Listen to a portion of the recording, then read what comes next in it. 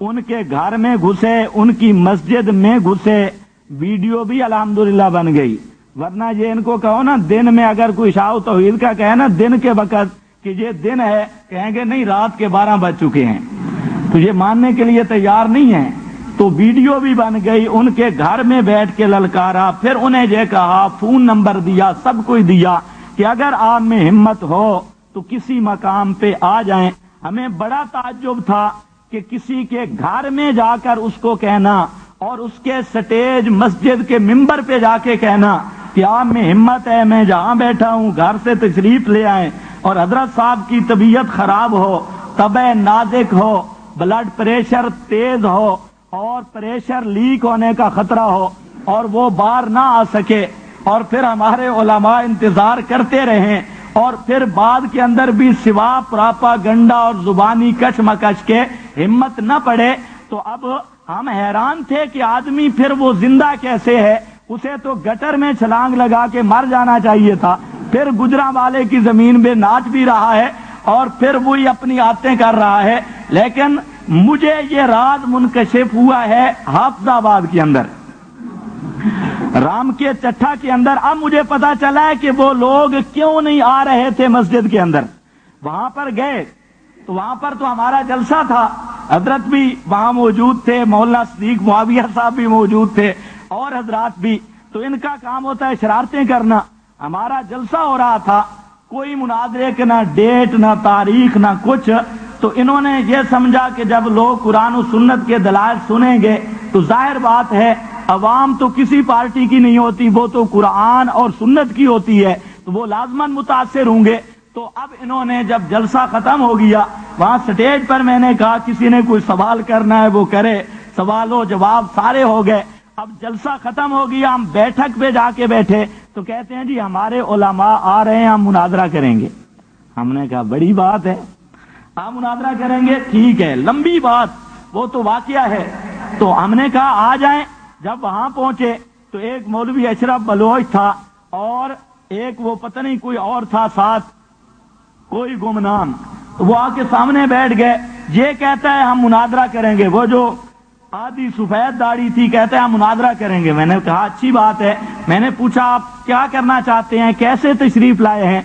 तो कहते हैं जी आपने जो तकरीर की है इस पर हमारे कुछ इतराजात हैं। मैंने कहा आपने तकरीर सुनी है? कहते हैं जी सुनी तो नहीं है। मैंने कहा शर्म नहीं आई? कहते हैं मेरी सफेद दाढ़ी है और तू मुझे शर्म दिला रहा है, क्या मतलब?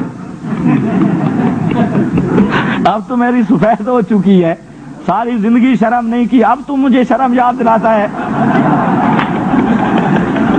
तकरीर सुनी नहीं और कहता कि तकरीर पर एतराज करूंगा।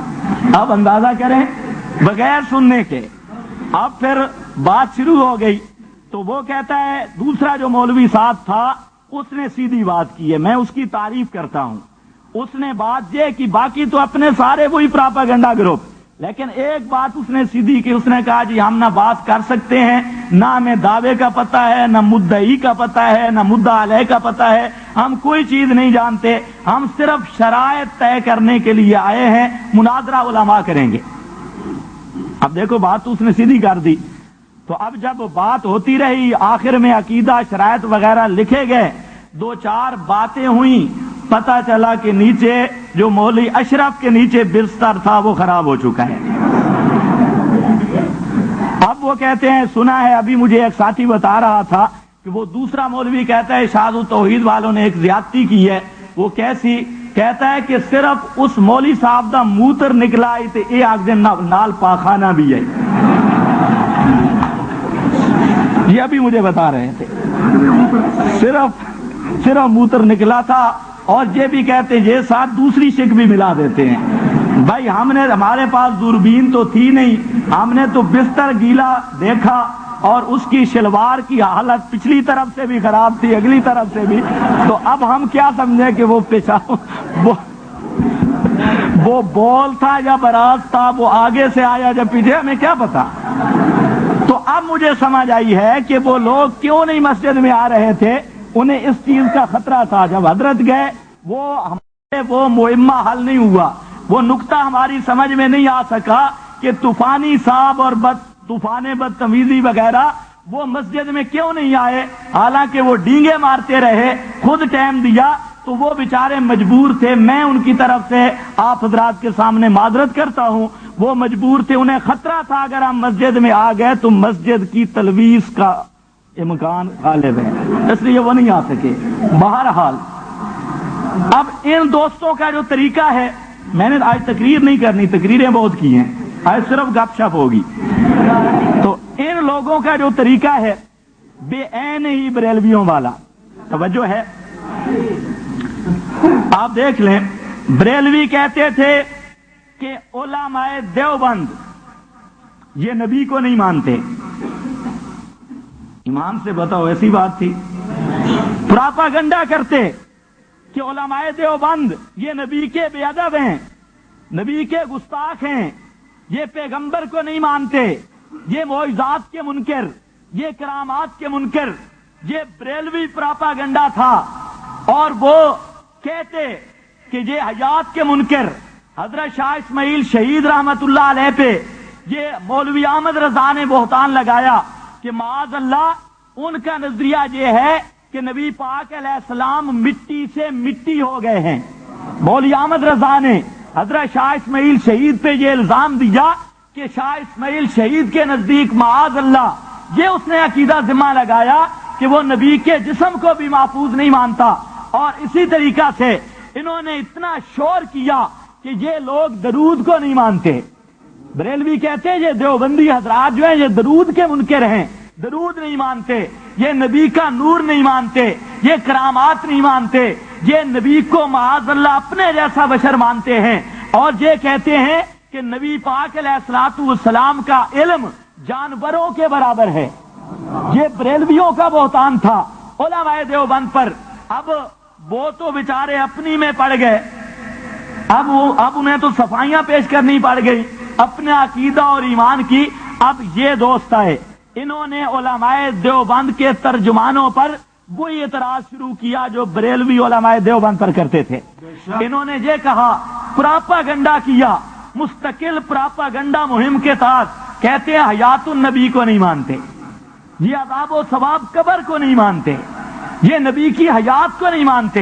हालांकि मेरे दोस्तों हमारे अकाबिर पहले दिन से आज तक यही कहते रहे, अपना अकीदा बयान करते रहे।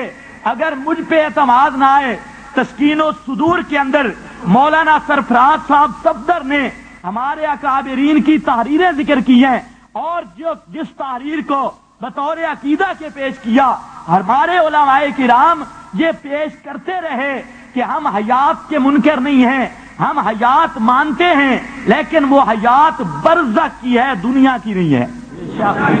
वो हयात बरज़ख की है, दुनिया की नहीं है। तमाम हमारी किताबों में लिखा, मसालिक उलमा में शम्सुल मुहद्दिसीन हजरत काजी शम्सुद्दीन रहमतुल्लाह ताला अलैह, इसी तरीका से हजरत मुहद्दिस कबीर मोहम्मद हुसैन शाह साहब नीलवी रहमहुल्लाह ने अकायद मसला सिमाहियात के बारे में अकायद की किताब लिखी, अकायद उलमाए देवबंद।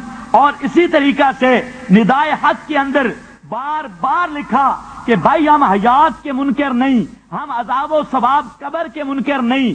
और इसी तरीका से हत्ता के हमारे अव्वल से लेकर आखिर तक तमाम अकाबिरीन ने इस बात की तस्रीह की, हर किताब के अंदर लिखा भाई हम हयात के मुनकर नहीं, अज़ाब व सवाब कब्र के भी मुनकर नहीं, अज़ाब व सवाब कब्र को भी मानते हैं, हयात को भी मानते हैं, लेकिन वो हयात है बरज़ख की। हयात किसकी है? कौन सी हयात है? बरज़ख की। लेकिन इन्होंने क्या कहा?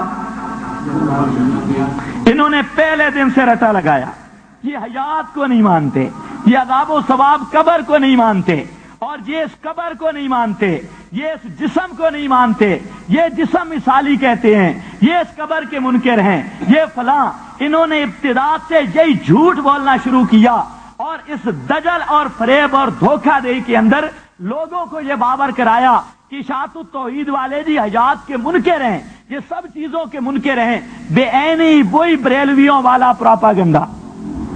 लेकिन इश्तिहार का नाम आपने देखा है,